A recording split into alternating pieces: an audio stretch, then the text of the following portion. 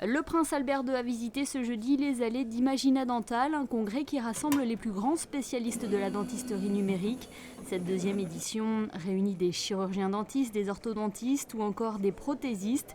Ils sont tous désireux de partager et faire connaître la technologie 3D dans le secteur de la santé. Cette année, nous pouvons dire avec satisfaction que notamment au niveau des conférences, nous avons réussi à rassembler donc pendant 3 jours, les 3 jours de la manifestation, un panel de conférenciers de très haut niveau, avec notamment donc, le Dr Gantz qui est une sommité aux États-Unis, des Turcs, des Allemands et des Anglais qui viennent apporter leur savoir, dispenser leur savoir durant des conférences ou également des workshops, donc des ateliers, afin de pouvoir démontrer qu'aujourd'hui, l'arrivée des technologies 3D dans la dentisterie va apporter un plus considérable, notamment dans le confort du patient. Et pour présenter au mieux les atouts de ces dernières technologies, une vingtaine d'exposants s'est installée dans les 2000 m² du hall d'exposition, des marques pionnières dans le secteur.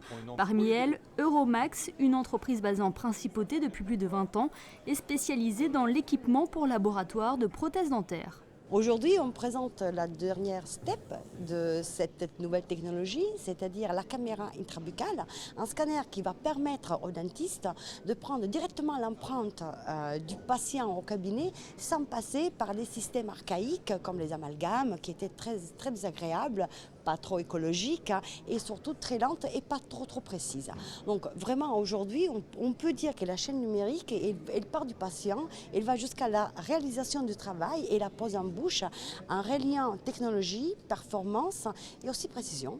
Grâce à la 3D, l'empreinte est plus précise, le diagnostic est plus rapide et vous venez de l'entendre, le patient n'est pas gêné malgré les multiples avantages présentés. L'adoption de ces nouvelles technologies par les chirurgiens dentistes reste lente.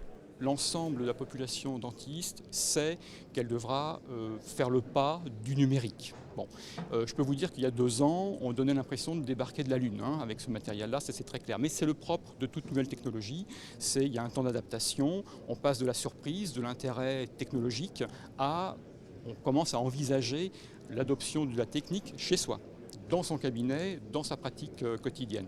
Et aujourd'hui, on est au début de cette période-là.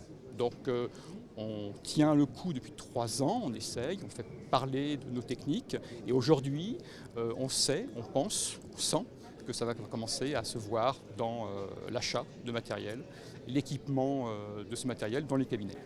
200 participants sont attendus sur ce congrès qui sera rythmé par des conférences, des démonstrations et des ateliers pratiques.